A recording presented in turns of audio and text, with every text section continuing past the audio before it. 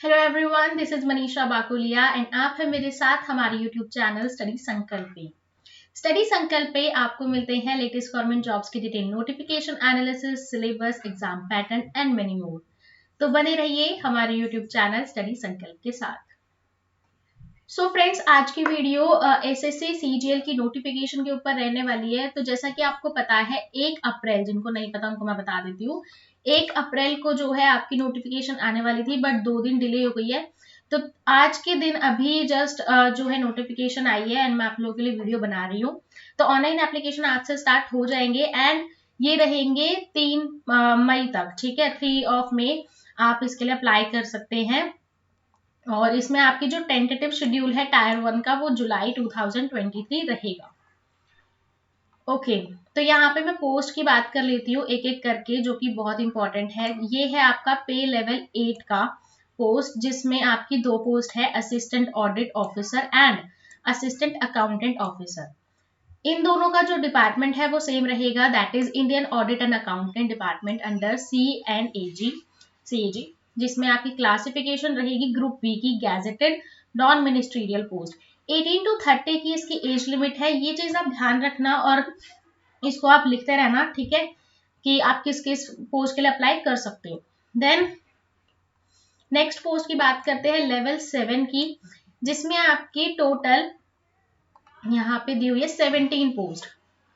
तो assistant section officer central secretariat service आपकी रहेगी, मतलब डिपार्टमेंट आपका रहेगा। ग्रुप बी की आपकी पोस्ट है, 20 to 30 ईयर्स की इसकी एज लिमिट है। Then assistant section officer in Intelligence Bureau. दोनों ये जो पोस्ट है सेम है, बस इनके डिपार्टमेंट्स अलग होते जा रहे हैं, ठीक है। मिनिस्ट्री ऑफ रेलवे में भी इसकी पोस्ट है, मिनिस्ट्री ऑफ एक्सटर्नल अफेयर्स में भी इसकी पोस्ट है। देन AFHQ, ठीक है, उसमें भी आपकी पोस्ट है। Minister electronics and information technology में भी इसकी पोस्ट है। Then assistant and assistant section officer other ministries, जितने भी डिपार्टमेंट ऑर्गेनाइजेशन है उसमें भी इसकी पोस्ट है। देन हम बात करते हैं इंस्पेक्टर की, सेंट्रल एक्साइज में CBIC में इसकी पोस्ट है, इसकी भी एज लिमिट सेम है। देन इंस्पेक्टर एग्जामिनर, ये भी CBIC में ही है। देन उसके बाद में असिस्टेंट एनफोर्समेंट ऑफिसर, ये आपका directorate of enforcement department of revenue में आएगा। सब इंस्पेक्टर ये आपका CBI में है। देन इंस्पेक्टर पोस्ट ये आपका पोस्ट ऑफ कम्युनिकेशन डिपार्टमेंट में रहेगा। देन एक इंस्पेक्टर की भी पोस्ट है, जिसमें आपका central bureau of narcotics ministry of finance में आएगा, ठीक है। देन बात कर लेते हैं पे लेवल 6 की। तो पे लेवल 6 में आपकी असिस्टेंट सेक्शन ऑफिसर की पोस्ट है, अदर मिनिस्ट्री डिपार्टमेंट्स ऑर्गेनाइजेशन में। 18 to 30 का एज लिमिट है। तो पे लेवल 6 की जितनी भी पोस्ट है उनका 18 to 30 की एज लिमिट है, ठीक है। एग्जीक्यूटिव असिस्टेंट CBIC में, रिसर्च असिस्टेंट NHRC में, डिविजनल अकाउंटेंट CAG में। Then sub inspector in NIA, sub inspector junior intelligence officer MHA and junior statistical officer. तो इन सभी पोस्ट की क्या क्या डिमांड है एजुकेशन क्वालिफिकेशन में, उन सब की भी हम एक एक करके बात करेंगे। देन बात करते हैं लेवल 5 की। तो लेवल 5 में आपका ऑडिटर ये है, ऑफिस अंडर CAG के अंदर एंड ऑफिस अंडर CGDA के अंदर एंड अदर मिनिस्ट्री डिपार्टमेंट्स के अंदर। अकाउंटेंट की भी यहाँ पे पोस्ट है CAG में and controller general of accountant में, CGA में। देन एक है जूनियर अकाउंटेंट एंड अकाउंटेंट की अदर मिनिस्ट्री डिपार्टमेंट्स में। पे लेवल 5 की जितनी भी पोस्ट है उसकी एज लिमिट आपकी 18 to 27 है। बाकी एज रिलैक्सेशन हर किसी लेवल का अलग अलग, मतलब अलग अलग तो नहीं है, सबका सेम है, वो मैं आपको बता दूंगी एज रिलैक्सेशन क्या रहने वाला है। देन आप देख सकते हो यहाँ पे अकाउंटेंट की भी पोस्ट है, वो मैं आपको बता चुकी हूँ। देन लेवल 4 की बात करते हैं। लेवल 4 में आपका पोस्टल असिस्टेंट सॉर्टिंग असिस्टेंट रहेगा, जो कि department of post ministry of communication में रहेगा। 18 to 27 की इसकी एज लिमिट है। ओके, एक पोस्टल असिस्टेंट सॉर्टिंग असिस्टेंट की पोस्ट है, department of post ministry of communication में। Senior secretariat assistant upper division clerk UDC आपका central government office ministry other. Then CACS cadres and senior administrative assistant military engineering service ministry of defence के अंदर। And tax assistant आपका CBDT and CBIC में है। Sub inspector आपका central bureau of narcotics, जो कि आपका मिनिस्ट्री ऑफ फाइनेंस में आएगा। इन सभी पोस्ट के लिए जो कि लेवल पे 4 की है, उसके लिए 18 to 27 की एज लिमिट है, राइट। चलिए आगे बढ़ते हैं। यहाँ पे कुछ रिजर्वेशन है, तो अभी के टाइम पे टेंटेटिव वैकेंसी है, क्योंकि ये इंक्रीज हो सकती है, चांसेस है इसके इंक्रीज होने के। तो अभी जो टेंटेटिव वैकेंसी है वो है 7,500। तो यहाँ पे कुछ रिजर्व वैकेंसीज भी है for SC ST OBC EWS ESM and PWBD। चलिए, ये सारी आपको चीजें बताने की जरूरत नहीं है कि आपकी एज लिमिट तो मैं बता चुकी। एज लिमिट आपकी 1 अगस्त 2023 के अकॉर्डिंगली देखी जाएगी, ठीक है। बाकी चीजें ये तो आपको बताने की जरूरत नहीं कि कैंडिडेट को सिटीजन ऑफ इंडिया होना चाहिए and subject of Nepal Bhutan, है ना। एज रिलैक्सेशन की बात कर ले तो SC ST को यहाँ पे 5 इयर्स का, OBC को 3 इयर्स का, PWBD जो अनरिजर्व कैटेगरी में आता है उनको 10 इयर्स का, PWBD जो OBC से है उनको 13 इयर्स का, PWBD SC एंड ST से तो 15 इयर्स का, एंड एक्स सर्विसमैन को यहाँ पे 3 साल का जो है एज रिलैक्सेशन दिया जाएगा। देन डिफेंस पर्सनल डिसेबल्ड जो पर्सन है उनके लिए 3 साल का एज रिलैक्सेशन है, और अगर वो SC ST से है तो 8 इयर्स का एज रिलैक्सेशन है। Then central government civilian employ है जो कि not less than 3 years regular and continuous service, जिन्होंने 3 साल से कम तक, मतलब जिन्होंने कम से कम 3 साल तक की जो है जॉब कंप्लीट करी है on the closing date of receipt of application, तो उनको 40 साल तक की एज के लिए वो कर सकते हैं। अगर वो SC एंड ST तो 45 तक। अगर कोई विडो डिवोर्स्ड वुमेन है, ठीक है, तो और सेपरेटेड है, ठीक है, और रीमैरिड नहीं है, दोबारा से उनकी शादी नहीं हुई, तो 35 साल तक की एज तक जो है अप्लाई कर सकते हैं, और अगर वो SC ST से है तो 40 इयर्स तक, ठीक है। ओके, फिर कुछ इंपॉर्टेंट पॉइंट्स पे आते हैं।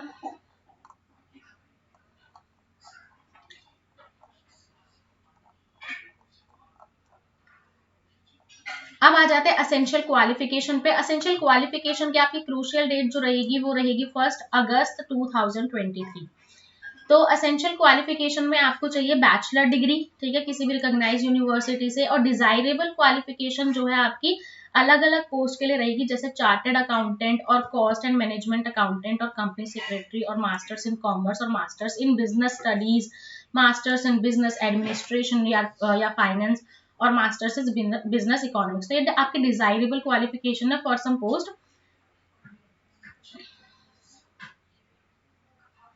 ओके तो आपकी जो जूनियर स्टैटिस्टिकल ऑफिसर की जो रैंक है, जो पोस्ट है, उसके लिए आपको बैचलर डिग्री चाहिए किसी भी इंस्टीट्यूट से, जिसमें आपके कम से कम 60% मार्क्स होने चाहिए in mathematics eight 12th standard level, ठीक है।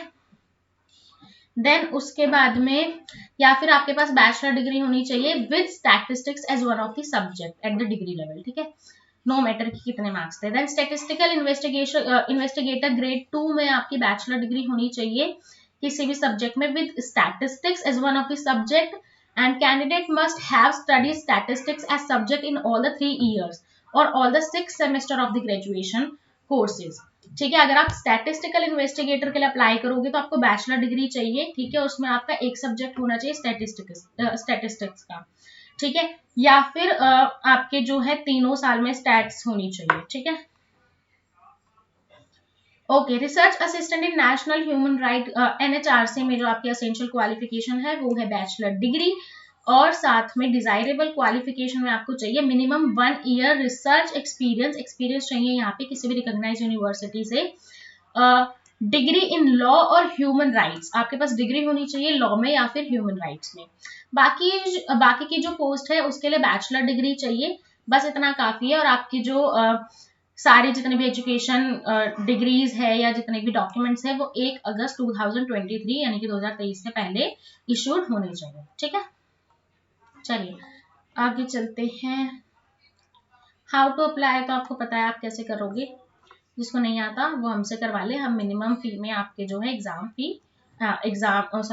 फॉर्म फिल कर देंगे, ठीक है, मेरी टीम कर देगी।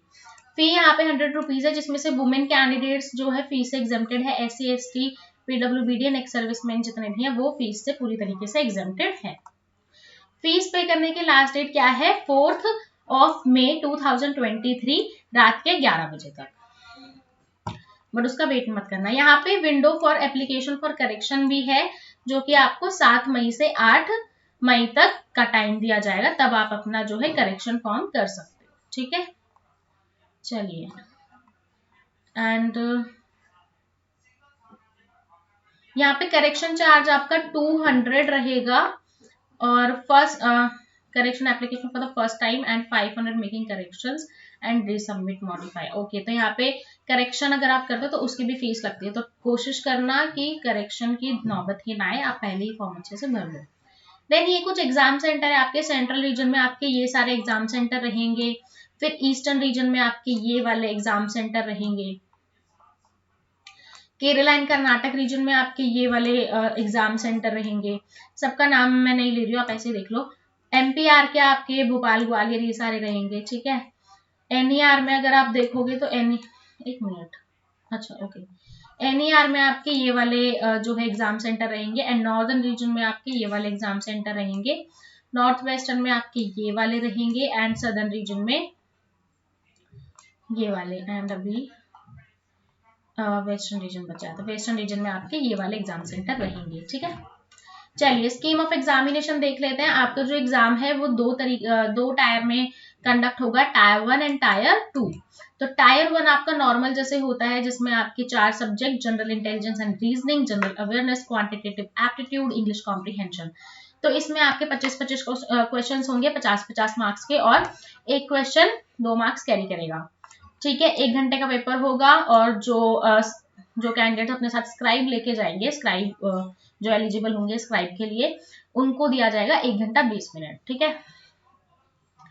टायर 1 जो आपका ऑब्जेक्टिव टाइप होगा, मल्टीपल क्वेश्चंस पूछे जाएंगे इसमें, और हिंदी और इंग्लिश दोनों पूछे जाएंगे, बस इंग्लिश जो है आपकी इंग्लिश में ही रहेगी। नेगेटिव मार्किंग है यहाँ पे 1/4 की, यानी कि 0.50 मार्क्स की। देन स्कीम ऑफ टायर 2 देख लेते हैं। टायर 2 की जो स्कीम है वो देख लेते हैं। यहाँ पे आपका यहाँ पे होगा टायर 2 का पेपर 1, ये होगा आपका 2 सेशंस में, ठीक है। तो पहला जो सेशन है आपका, उसका सेक्शन 1 मैं आपको बता देती हूँ। सेक्शन 1 का मॉड्यूल 1 है मैथमेटिक्स एबिलिटी, मॉड्यूल 2 है रीजनिंग एंड जनरल इंटेलिजेंस। यहाँ पे 30-30 क्वेश्चंस पूछे जाएंगे दोनों से, यानी कि टोटल क्वेश्चन आपके सेक्शन 1 के हो गए 60 और मार्क्स यानी कि 180। तो एक क्वेश्चन अपने साथ 3 नंबर कैरी करेगा।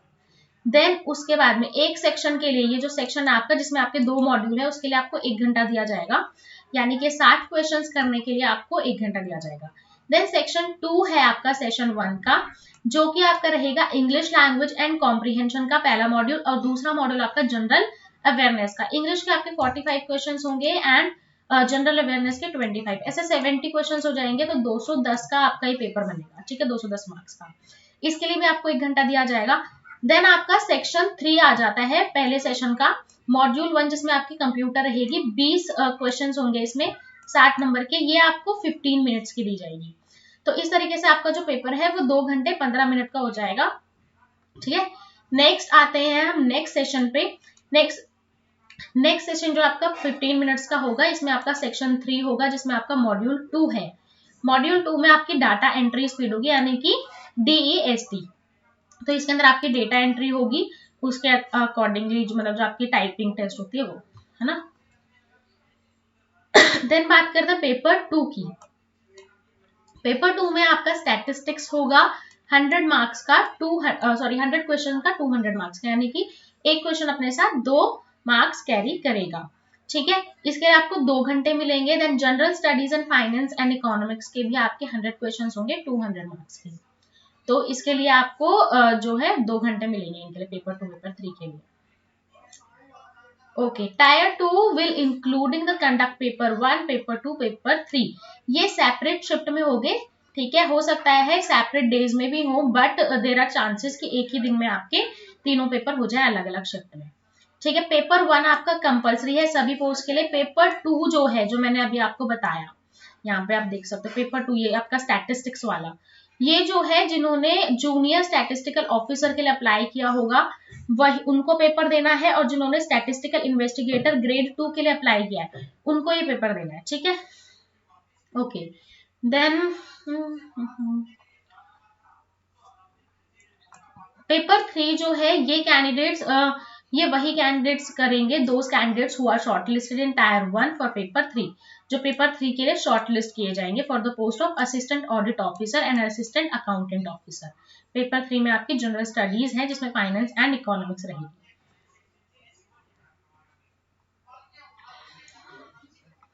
ओके, तो आपका पेपर कुछ इस तरीके से डिवाइडेड है, वैसे मैं बता चुकी हूँ। सेक्शन 1 में 2 module mathematics ability and reasoning general intelligence, section 2 में 2 module English and general awareness, and section 3 में 2 module computer knowledge and data entry, right. तो ये हो गया। आगे हम बात कर लेते हैं सिलेबस की। तो टायर 1 का सिलेबस आपका, जिसमें रीजनिंग वगैरह रहेगी, ये वही सारी चीजें आपकी, problem solving, judgement and decision making, visual से logistic, reasoning, figural classification and all. General awareness में आपके history, cultural, geography, economic, science, ये सब पूछेंगे, करंट अफेयर्स पूछेंगे। क्वांटिटेटिव एप्टीट्यूड्स में आपसे percentage, ratio, proportion, average, interest, profit and loss, discount and क्या बोलते हैं, हाइट एंड डिस्टेंस, यानी कि trigonometry, pie chart, polygon, frequency, bar and all. English आपकी जो है, इसके अंदर आपके comprehension, fill in the blanks, synonyms, antonyms, ठीक है, ये सारी चीजें पूछी जाएंगी। देन आपका जो टायर 2 है, उसके अंदर जो आपका पेपर 1 है मैथमेटिक्स, सेशन 1 का पेपर 1 जो है मैथमेटिकल एबिलिटीज, उसमें आपकी नंबर सिस्टम होगी, फंडामेंटल एरिथमेटिक ऑपरेशंस होंगे, algebra, geometric, mensuration and trigonometry, ये सारी चीजें दी हुई है, तो आप यहाँ से भी देख लेना, स्टैटिस्टिक्स एंड प्रोबेबिलिटी। देन आपका जो paper 1 reasoning and general intelligence का है, सेक्शन 1 का मॉड्यूल 2, ठीक है, इसके अंदर आपके verbal and non verbal type के क्वेश्चंस होंगे, Venn diagram, figural, analogy, classification, हर तरह के क्वेश्चंस होंगे। Then module 1 of section 2, section 2 का जो मॉड्यूल 1 है, उसका पेपर 1 इंग्लिश, उसके अंदर आपकी vocabulary, grammar, sentence structure, fill in the blanks, synonym, antonym, shuffling of sentences in passages, clozes, verbs and voices, direct indirect narrations, ये सारी चीजें, ठीक है। कुछ एडिटोरियल ले लिए जाएंगे करंट अफेयर के बेस पे, उससे फिर आपसे मतलब कॉम्प्रिहेंशन टाइप में फिर उससे क्वेश्चन पूछे जाएंगे। Module 2 of section 2 of paper 1, तो सेकंड मॉड्यूल जो है सेक्शन 2 का जनरल अवेयरनेस का, वहां से आपसे ये हिस्ट्री, कल्चर, ये सारी चीजें पूछी जाएगी, ठीक है। देन आपका सेक्शन 3 का जो आपका मॉड्यूल 1 है पेपर 1 का कंप्यूटर प्रोफिशिएंसी, उसमें आपसे पूछे जाएंगे कंप्यूटर के basics, software, working in internet and emails, basic of networking and cyber security. Then paper 2 statistics, इसमें आपके collection and classification, presentation, statistical data, measures of central tendency, measures of dispersion, movement, skewness and kurtosis, correlation and regression, probability theory, random variable and probability distribution, sampling theory, statistical inference. Okay, then बात करते हैं paper 3 की, general studies, finance and economics, जिसमें आपका finance and accounts का paper होगा 80 marks का। यहाँ पे fundamental principle of basic concepts of accounting पूछेंगे, जिसमें आपकी financial accounting and basic concepts of accounting पूछा जाएगा। कॉर्पोरेट अकाउंटिंग इसके अंदर नहीं है, तो थोड़ी इजी हो गई है, कॉर्पोरेट अकाउंटिंग थोड़ी टफ है, अगर हम देखें तो ये काफी इजी टॉपिक्स है। देन पार्ट बी जो है आपका इकोनॉमिक्स एंड गवर्नेंस का 120 मार्क्स का होगा, controller and auditor general of India के क्वेश्चंस पूछे जाएंगे, finance commission, basic concepts of economics and introduction of micro economics, theory of demand and supply, theory of production and cost, forms of market and price distribution in different markets, then Indian economy के questions पूछे जाएंगे, then economic reforms in India, money and banking, role of information technology in governance. तो ये सारी चीजें हैं, तो I think आप लोगों को सारी चीजें क्लियर हो गई है। फिर आपका डॉक्यूमेंट वेरिफिकेशन में क्या क्या लेके जाना है तो वो मैं आपको बता दूंगी, आपकी ये सारी पोस्ट है। तो यहाँ पे आपका दिया हुआ है कि आपका एक स्पेसिफिक रिक्वायरमेंट है physical standard and physical test and medical standard इन पोस्ट के लिए, जो कि है इंस्पेक्टर एंड सब इंस्पेक्टर, इन सब की। तो यहाँ पे फिजिकल जो स्टैंडर्ड टेस्ट है वो आपको दिया हुआ है 15.5 to 15.55 एज में। ओके, तो ये रहा आपका फिजिकल क्या क्या होने वाला है उन पोस्ट के लिए। मेल कैंडिडेट्स जो है उनका फिजिकल होगा, फिजिकल स्टैंडर्ड, जिसमें आपकी हाइट होनी चाहिए 157.5 सेंटीमीटर, चेस्ट होनी चाहिए 81 सेंटीमीटर और मिनिमम 5 सेंटीमीटर का एक्सपेंशन होना चाहिए। हाइट आपकी रिलैक्सेबल भी है 5 सेंटीमीटर की, अगर आप गढ़वाली हो, असमीज हो, गोरखा हो और अगर शेड्यूल ट्राइब के मेंबर हो। फिजिकल टेस्ट में आपकी वॉकिंग होगी 1600 मीटर इन 15 मिनट्स, कोई भी कर लेगा। देन साइकिलिंग होगी आपकी 8 किलोमीटर इन 30 मिनट्स। फीमेल कैंडिडेट्स का फिजिकल स्टैंडर्ड जो है वो है हाइट आपकी 152 सेंटीमीटर मिनिमम होनी चाहिए, वेट होना चाहिए मिनिमम 48 केजीज, और 2.5 की सेंटीमीटर की जो हाइट है वो गोरखास गढ़वालीज इनके लिए, और 2 केजी का वेट जो है इन सब के लिए जो है रिलैक्सेबल है। फिजिकल जो आपका होगा 1 किलोमीटर इन 20 मिनट्स की वॉकिंग, साइकिलिंग होगी 3 किलोमीटर इन 25 मिनट्स। तो यही है। देन आपका फिजिकल स्टैंडर्ड जो सब इंस्पेक्टर की पोस्ट पे लग रहे हैं सीबीआई में, उनकी हाइट होनी चाहिए मेंस में 165, वुमेन है तो 150 सेंटीमीटर। हाइट रिलैक्सेबल है फॉर हिल्समैन एंड ट्राइबल्स 5 सेंटीमीटर का, एंड चेस्ट जो है आपकी 76 सेंटीमीटर विद एक्सपेंशन 5 सेंटीमीटर का, और फीमेल कैंडिडेट्स की चेस्ट क्राइटेरिया नहीं है। विजन होना चाहिए आपका 6/6 का distance vision and 6/9 in other eyes. अगर नियर विजन आपका 0.6 होना चाहिए इन वन आई, और अदर आई का 0.8 होना चाहिए। फिजिकल स्टैंडर्ड जो है आपका सब इंस्पेक्टर के लिए एनआईए में आपका होना चाहिए सेम ही है जो भी ऊपर था। बाकी देख रहा था कुछ अलग आएगा तो, इन पोस्ट में सेम है। ओके तो सब इंस्पेक्टर की जो पोस्ट है जूनियर इंटेलिजेंस ऑफिसर जो है एनसीबी में या एमएचए में, तो उनका भी सेम है, ठीक है। तो फिजिकल भी हो गया, तो ठीक है। यहाँ पे हमारी नोटिफिकेशन होती है एंड। तो आई थिंक आप लोगों को सभी डाउट्स क्लियर हो गए होंगे, एंड ये जो नोटिफिकेशन है मैं अपने टेलीग्राम चैनल पर डाल दूंगी, आप वहां से डाउनलोड कर सकते हैं। इनकेस आपको कोई भी डाउट आता है तो आप हमसे कांटेक्ट कर सकते हैं इंस्टाग्राम पे या फिर हमारे व्हाट्सएप के ऊपर। व्हाट्सएप का नंबर 7678456740, इंस्टाग्राम का लिंक आपको डिस्क्रिप्शन में मिल जाएगा। And thank you so much guys, I hope आप लोगों को हमारी वीडियो अच्छी लगी तो do like share and subscribe. Bye bye, take care.